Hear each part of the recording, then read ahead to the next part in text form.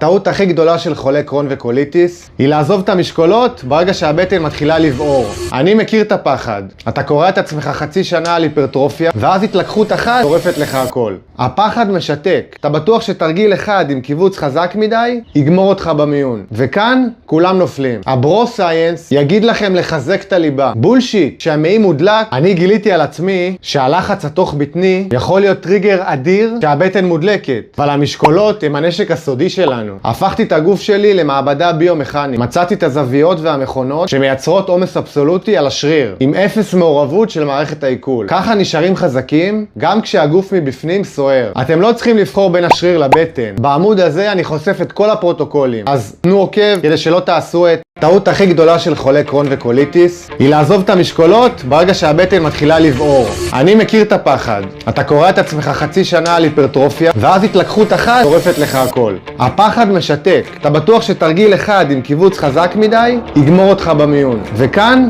כולם נופלים. הברו סייאנס יגיד לכם לחזק את הליבה. בולשיט. כשהמעי מודלק, אני גיליתי על עצמי שהלחץ התוך בטני יכול להיות טריגר אדיר שהבטן מודלקת. אבל המשקולות הם הנשק הסודי שלנו. הפכתי את הגוף שלי למעבדה ביומכנית. מצאתי את הזוויות והמכונות שמייצרות עומס אבסולוטי על השריר, עם אפס מעורבות של מערכת העיכול. ככה נשארים חזקים, גם כשהגוף מבפנים סוער. אתם לא צריכים לבחור בין השריר לבטן. בעמוד הזה אני חושף את כל הפרוטוקולים. אז תנו עוקב כדי שלא תעשו את